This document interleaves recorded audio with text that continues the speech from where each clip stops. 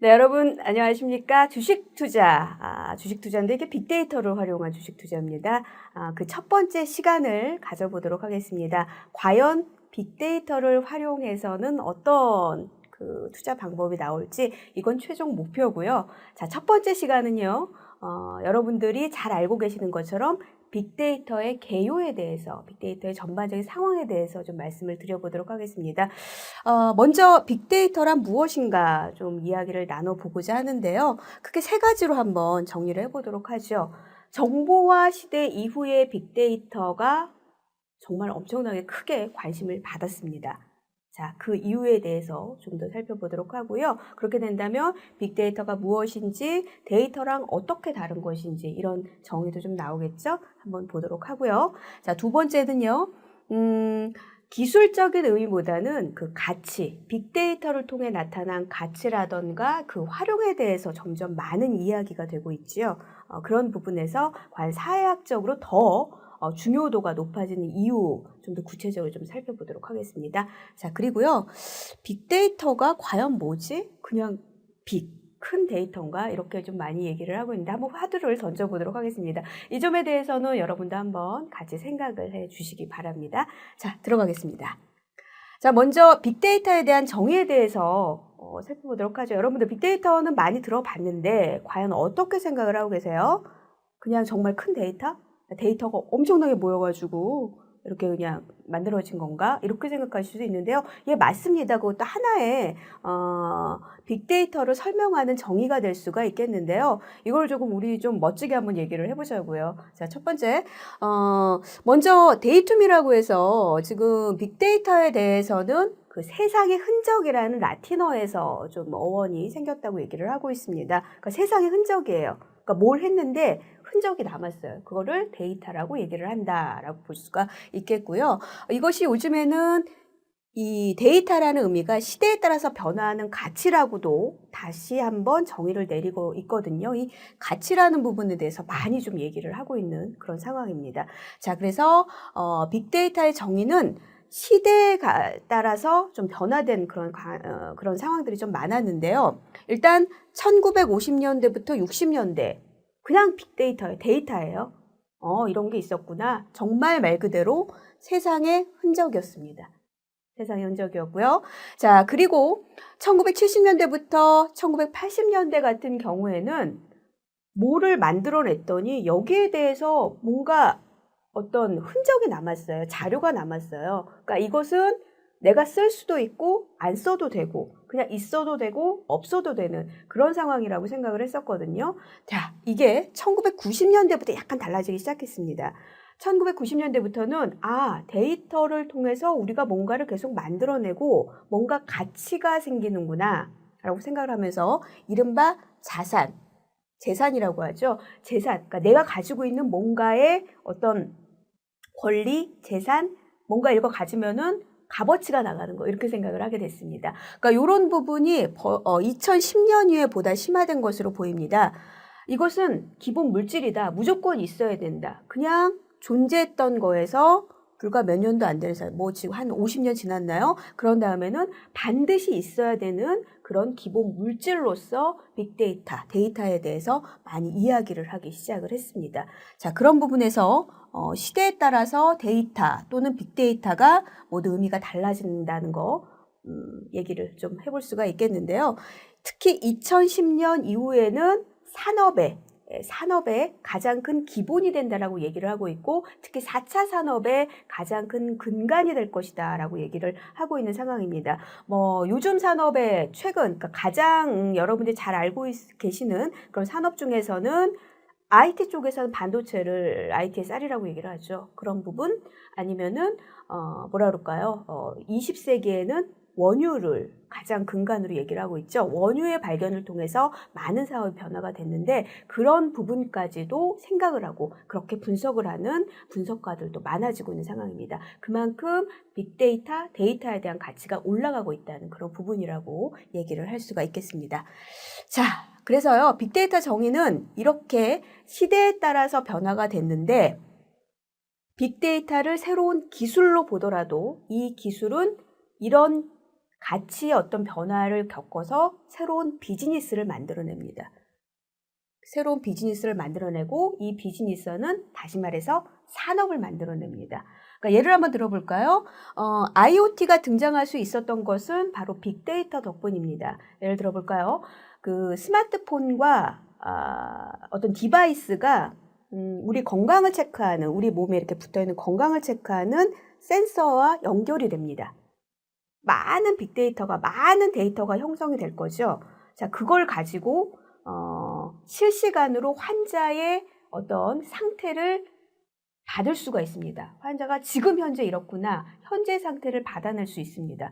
자, 그러면요, 그전에는 이런 방법이 없었어요. 그러니까 직접 가서 뭐 10분에 체크를 하고 뭐 20분에 체크를 하고 1시 안에 상태가 어떻다 이렇게 얘기를 했지만 현재 실시간의 상태를 체크해 놓을 수 있는 부분이 없었는데 데이터의 생성 그리고 수많은 빅데이터가 생성을 하고 또 그리고 사물 인터넷을 통해서 연결이 됨으로써 내가 그 정보를 받아낼 수 있었어요.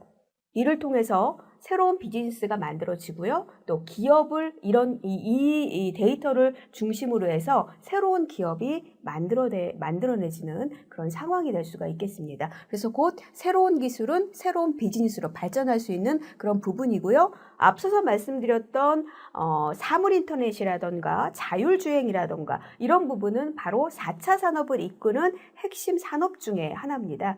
그런 부분에서 다시 말해서 빅데이터는 4차 산업의 기초다라고 얘기를 하는 그런 이유가 될 수가 있겠습니다. 좀 더 멀리 가보도록 하죠. 자, 빅데이터의 정의 다시 한번 정리를 해보도록 하죠. 일단 여러분들이 잘 알고 계시는 기술적 의미에서는 국내에서는 사는조사일보에서 이렇게 기술적 의미를 내려놨습니다. 인터넷, 모바일 기기, 센서 등에서 수집된 방대한 양의 데이터 분석을 통해서 새로운 가치를 찾아내는 정보와 기술이다. 새로운 가치를 찾아내는 거예요. 일단 그 데이터 자체가 빅데이터는 아닙니다. 현재로서는 그렇게 받아들이고 있어요. 그 많은 데이터 중에서 새로운 가치를 찾아내는 정보와 기술이 바로 빅데이터다라고 정의를 내리고 있는 상황입니다. 자, 그러면은 우리가 사회학적 의미를 좀 더 의미를 두고 있다고 얘기를 하고 있죠. 이것이 곧 산업의 변화를 일으키고 있기 때문입니다. 그러니까 물류의 변화, 유통의 변화, 혹은 이 금융의 변화를 계속 이어나가고 있는 그런 상황인데요. 지금 현재 환경이 아날로그에서 디지털 시대로 바뀌고 있습니다. 이런 속에서 과연 소비자들 혹은 사용자들은 어떻게 그 행태가 변하느냐를 핵심으로 보고 있는 겁니다. 빅데이터는요. 그걸 들여다보는 겁니다. 흔적이라고 그랬죠. 어떤 뭔가의 행위에 대한 흔적이라고 얘기를 했는데 디지털 환경 속에서 소비자에 대한 흔적을 보면서 소비자들은 지금 이렇게 변화하고 있구나. 이런 이해 방식의 변화라고 보시면 될 것 같습니다. 어려우신가요? 그러니까 지금 내가 예전과는 다르게 뭔가를 하고 있다는 것을 이해하는 방법이 바로 빅데이터를 통해서 한다는 거죠. 그렇기 때문에 이게 하나의 자산이 되고 하나의 근간이 된다는 얘기입니다. 좀 더 가보도록 하겠습니다. 자, 4차 산업과 빅데이터는 어떻게 연결이 될까 한번 쭉 살펴보게 된다면요. 자, 4차 산업의 정의. 여러분 혹시 핀테크나 4차 산업에 대해서 한번 연구를 하시거나 공부를 하신 분들이라면 이 정의는 많이 보셨을 거예요. 모든 것이 연결되고 지능적인 사회다. 지능적인 사회다. 이렇게 얘기를 하고 있습니다. 자, 지금 4차 산업혁명에 대한 지금 현재 변화를 쭉 말씀을 드리는데 일단 우리는 3차까지는 한번 보도록 하죠.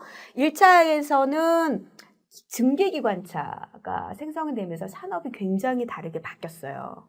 그죠? 그 다음에 우리는 2차 산업을 그렇게 많이 얘기는 하지는 않는데 전기 에너지가 발명이 되고, 에디슨 생각난다.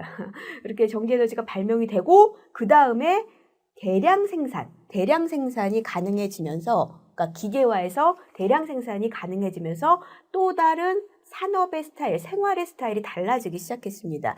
자, 3차 산업은 커다란 변혁을 보이지는 않았어요. 하지만 우리 생활은 굉장히 많이 변한 그런 모습에서 산업의 발달보다는 생활의 변화에서, 우리 사회의 변화에서 많이 이야기를 하고 있는데요. 이게 바로 지식정보혁명입니다. 컴퓨터와 인터넷이 생기면서 우리의 생활은 너무나 많이 바뀌었거든요. 근데 말씀을 드렸죠. 이 3차 산업혁명이라는 부분은 산업을 그렇게 바꾸지는 못했습니다. 그때 당시 인터넷 버블이라는 얘기도 나오고 IT 버블이라는 얘기도 나오고 산업에 대해서는 크게 이걸 통해서 뭐가 바뀌는 거야? 라고 생각할 줄은 변화가 크게 많지는 않았는데 생활은 굉장히 많이 바뀌었습니다. 자, 그런 부분에서 3차 산업으로 집어넣는데요. 자, 지금 얘기가 되고 있는 것은 이거 좀 내려볼까요?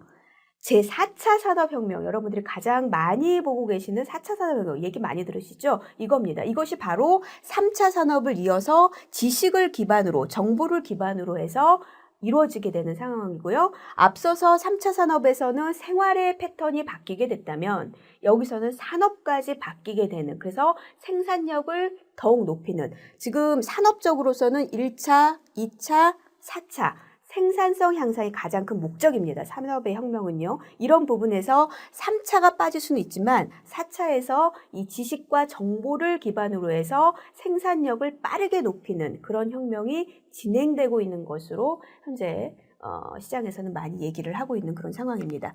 자, 지능정보기술이란 어떻게 진행이 되느냐? 지능, 인공지능.